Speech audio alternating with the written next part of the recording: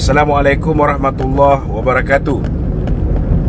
Hari ini kita dikejutkan dengan tindakan yang saya anggap sebagai satu lagi tindakan tidak puas hati dengan keputusan Kebawah Duli Yang Maha Mulia Seri Paduka Baginda Yang di-Pertuan Agong,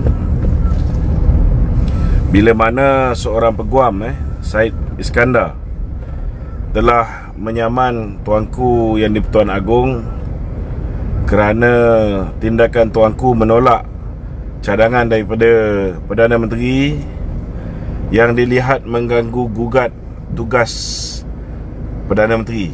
Jadi saya tak faham dengan Muhyiddin ni. Muhyiddin ni apa lagi yang dia tak puas hati. Tuanku buat keputusan ini bukan setakat dia tidak merujuk, bukan setakat dia sudah pun merujuk dengan pakar undang-undang, tetapi dia juga merujuk dengan majlis raja-raja. Dia merujuk dengan majlis raja-raja. Dan hasil perbincangan majlis raja-raja, maka ditolak permohonan untuk pengisytiharan darurat oleh Muhyiddin Yassin.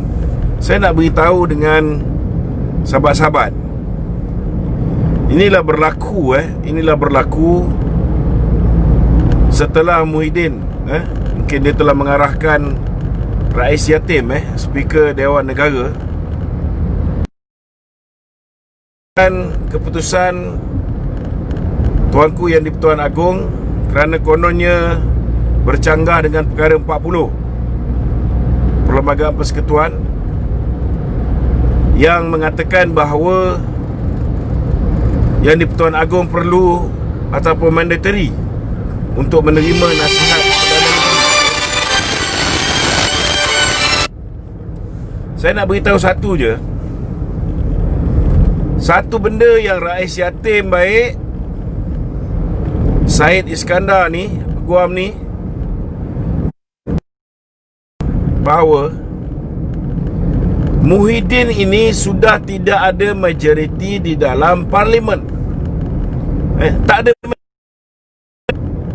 dia sudah tidak layak untuk menjadi Perdana Menteri. Darurat yang nak dilaksanakan tak ada kena-mengena dengan COVID-19. Tak ada kena-mengena dengan COVID-19. Darurat yang mahu dilaksanakan, tuan-tuan, ialah kerana Muhyiddin tidak yakin bahawa dia boleh meluluskan belanjawan yang bakal dibentangkan di dalam parlimen pada 6 hari bulan ni. Jadi pertama sekali saya nak beritahu dengan tim baik, dengan peguam Syed Syed Iskandar ni, apa yang dia patut buat. Dia patut minta supaya Tan Sri Muhyiddin Yassin melakukan ataupun membenarkan usul undi tidak percaya yang dibawa oleh Yang Berhormat Mulia Tengku Razali dibentangkan terlebih dahulu di dalam parlimen, supaya beliau disahkan merupakan seorang Perdana Menteri yang masih legitimate, yang masih sah. Jika beliau masih lagi sah Perdana Menteri, barulah beliau layak untuk membentangkan belanjawan, dan barulah belanjawan itu boleh dibentangkan dan dibahaskan serta diterima oleh ahli-ahli parlimen. Kalau misalnya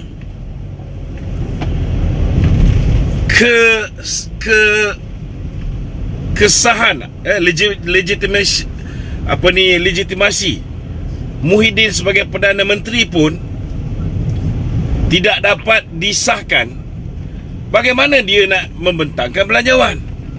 Dan macam mana pula Muhyiddin boleh gunakan pegawai istana ni untuk mengeluarkan surat? Saya yakin bahawa surat-surat ini dikeluarkan oleh penjawat awam yang bertugas di istana atas arahan Muhyiddin, bukan arahan tuanku.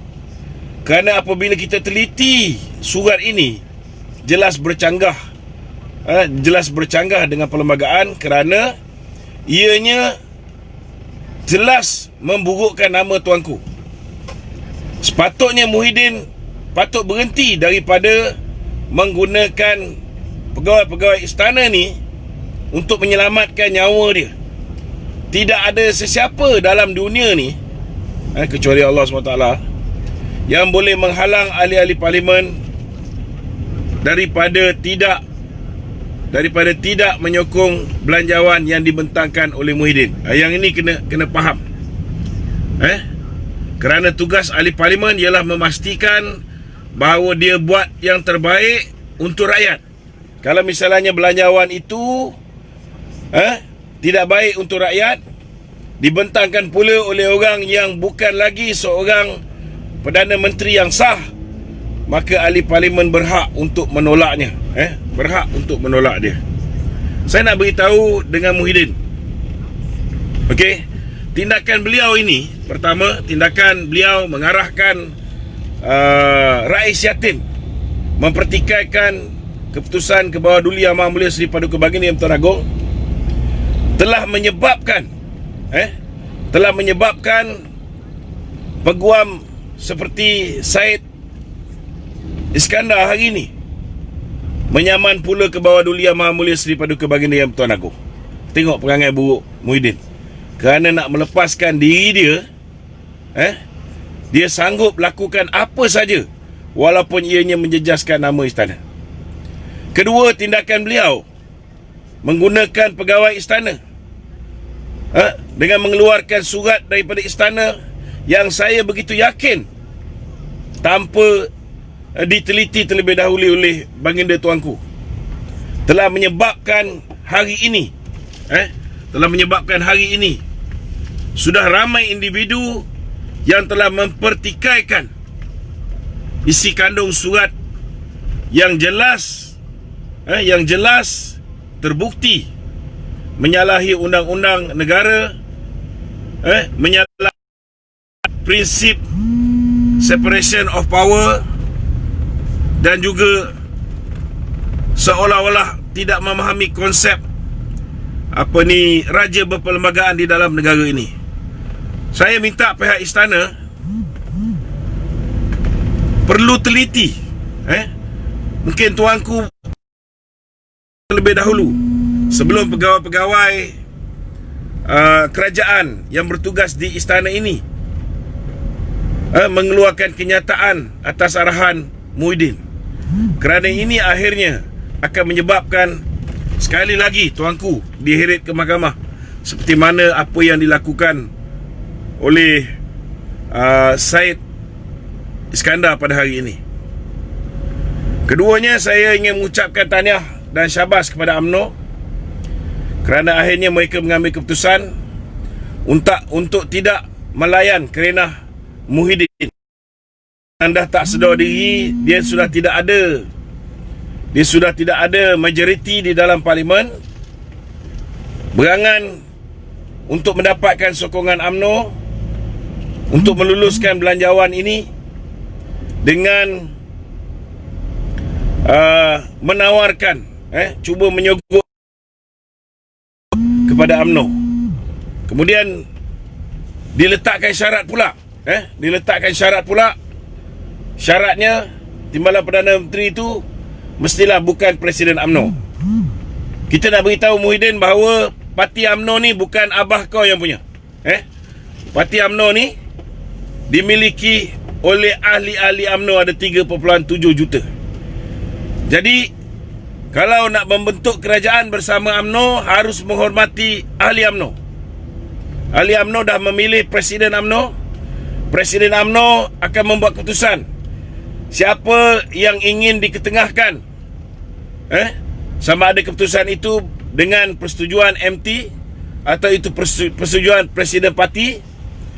UMNO boleh menentukan siapa dia nak letak sebagai calon dia menjadi timbalan Perdana Menteri, menjadi menteri-menteri, atau apa juga jawatan di mana kerajaan campuran ini memerlukan wakil daripada UMNO. Bukan kamu. Kena faham, kuasa yang ada pada kamu tak sama dengan kuasa yang ada pada Datuk Seri Najib, pada Pak Lah, pada Tun Mahathir dulu. Tak sama. Sebab apa? 61 tahun UMNO memerintah tanpa perlu membentuk kerajaan bersama parti lain selain daripada parti komponen Barisan Nasional. Tapi kamu hari ini cuma menang 13 kursi. Daripada 13 kursi tu pun hanya 6 orang je yang masih menyokong kamu. Tapi UMNO menang 54 kursi. Jangan lupa tu. Jadi dah kena belajar daripada sekarang bagaimana nak berkongsi kuasa. Bagaimana nak berkongsi kuasa. Kalau tak reti kongsi kuasa, letak jawatan, bubar parlimen. Letak jawatan, bubar parlimen. Tahulah tuanku, nak buat kerja, nak melantik Perdana Menteri interim. Sama ada tuanku nak melantik Tengku Razali ke, ataupun tuanku nak melantik KSN ke sebagai Perdana Menteri interim, sehingga COVID ni selesai dan kita adakan pilihan raya semula. Itu terpulang kepada budi bicara tuanku.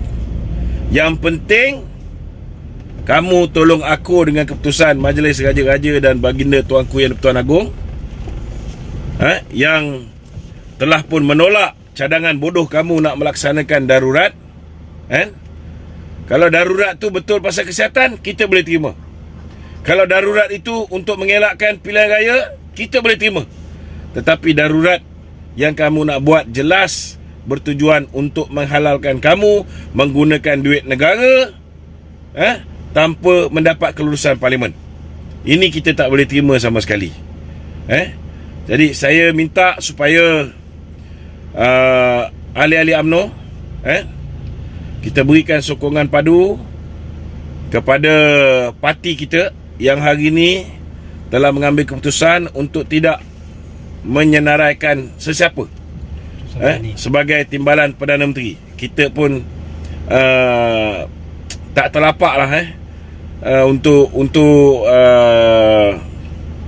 ikut kehendak Muhyiddin ni. Suka hati bapak dia je kan. Engkau jadi Perdana Menteri pun kita tak letak sebarang syarat.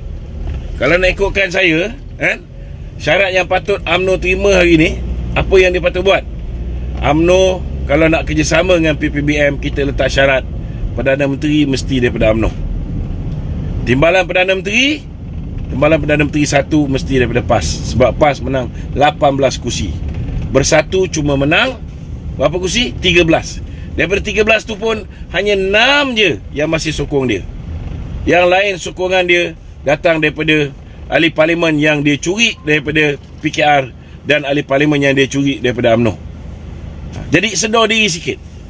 Kalau nak bagi pun bersatu sebagai timbalan Perdana Menteri 2, boleh. Tapi dengan syarat.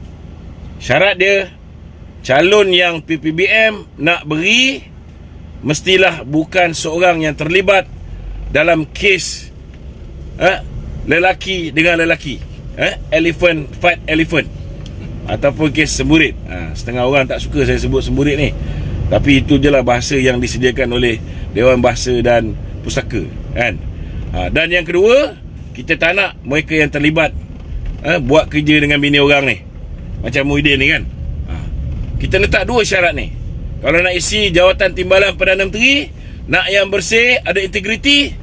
Yang semburit kita tak nak, yang main bini orang pun kita tak nak.